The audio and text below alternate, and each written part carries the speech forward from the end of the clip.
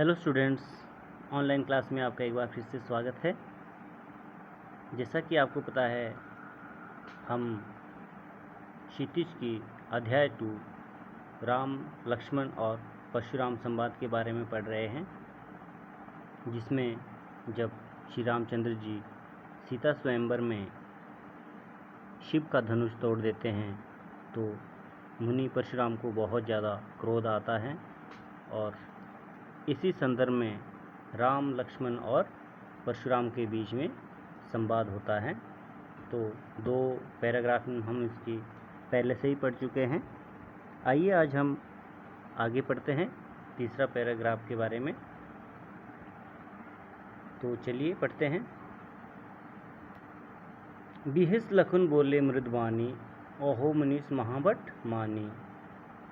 लक्ष्मण जी जिस तरह से परशुराम को व्यंग्य भाषा में, व्यंग्य होता है किसी को उकसाना, उसका मजाकी ढंग से उसका मजाक उड़ाना, बोलते हैं, तो बिहिस लखन बोले मृदवानी, अहो मनु महाबट मानी।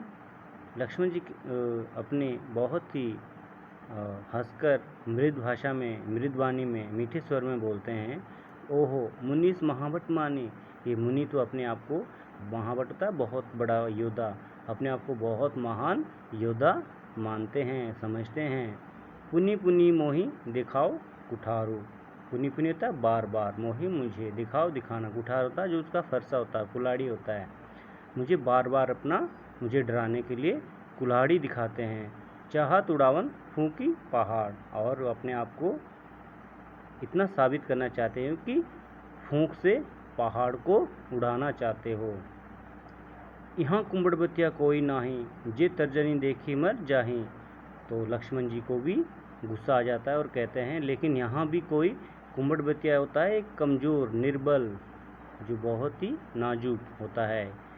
तो मैं भी कहते हैं यहाँ पे, और अगर इसका हम निर्बल यानी कि कमज़ोर मनुष्य के लिए इस चीज़ का उपयोग किया है, तो लक्ष्मण जी कहते हैं, मैं भी कोई कुंबड़बतिया एक फल होता है, जे तर्जनी देखी मर जाए, जो कि एक तर्जनी होती है जो अंगूठे के साथ की जो उंगली होती है, अगर हम एक जो कुंबड़बतिया का फल होता है, तो अगर वो हल मात्र उसे स्पर्श करने से ही वो टूट जाता है, गिर जाता है, यानी कि मर जाता है। तो लक्ष्मण का कहने का मतलब है कि हम उन कुंबड़बतिया फल की तरह नहीं है, कमज़ोर इंसान की तरह नहीं है, जो आपके मात्र उंगली दिखाने से हम डर जाएं। ठीक है। देखी कुठार सरासन माना, मैं कुछ कहा सहित अभिमाना। लक्ष्मण जी आगे कहते हैं कि मैंने आपका कुठार और धनुष्बाण धारण करके ही आपसे अभिमान होकर बातें की थी। ठीक है। लक्ष्मण जी कहते हैं कि मैंने बिना संकोच के मैंने आपके पास फरसा, कुल्हाड़ी और धनुष्बाण पहले से ही देख ली थी, इसीलिए मैंने आपसे अभिमान होकर बात की है। भृक्ष समुझ जनेऊ बिलोकी, जो कुछ कहूँ सोरिस रोकी। हे भृगवंश ऋषि, ठीक है, आपके यज्ञो तपोबल को देखकर ही, या जनेऊ धारण करके ही, आपके उसको देखकर ही मैंने आपसे बात की है। ठीक है। जो कुछ कहूँ सोरिस रोकी, लेकिन इतना कुछ कहने के बाद मैं आप जो कुछ कहूँ कचूसो रिस रोकी, रिस होता गुस्सा, उसको कह जो आप उस बारे में कह रहे हैं, मैं अपना गुस्सा रोकर सहन कर लेता हूँ। ठीक है।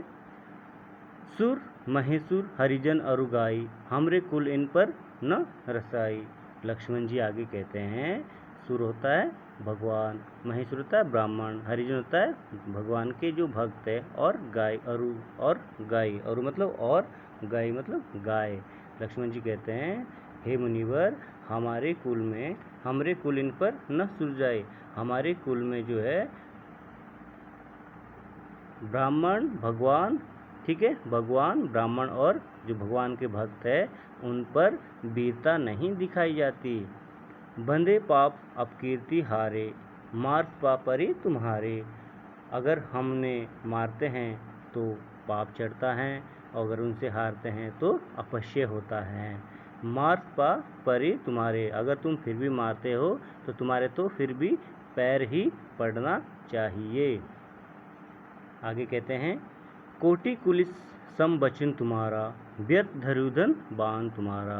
फिर व्यंग्य भाषा में लक्ष्मण जी एक बार फिर से परशुराम को उकसाते हैं और कहते हैं, कोटि कुलिस सम बचन तुम्हारा, कोटि होता करोड़ों, करोड़ों समान, करोड़ों वज्र के समान तुम्हारा एक एक वचन है।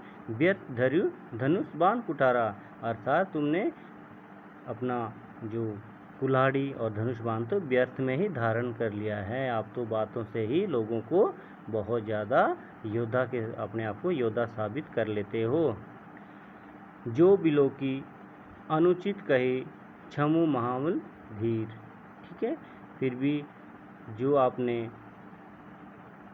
मैंने आपको जो फरसा और कुल्हाड़ी धारण करके जो मैंने आपको कुछ अनुचित कह दिया हो, ठीक है, अनुचित मतलब उचित ना होना। लक्ष्मण जी कहते जो मैंने आपको फरसा और कुल्हाड़ी और जो धनुष बाण है उसको धारण किए हुए है, अगर मैंने कुछ फिर भी आपको कुछ अनुचित कह दिया हो, क्षमा महामुनि धीर, हे महामुनि मुझे क्षमा कर दीजिएगा। ठीक है, सुनी सरोज भृंग समनी, बोले गिरा गंभीर। और लक्ष्मण के जो इस वचन को सुनकर जो भृंगवंशी है जो परशुराम जी है बोले गिरा गंभीर, और बहुत ही गंभीर भाषा में बोले और उन्हें बहुत ही ज़्यादा क्रोध आ जाता है।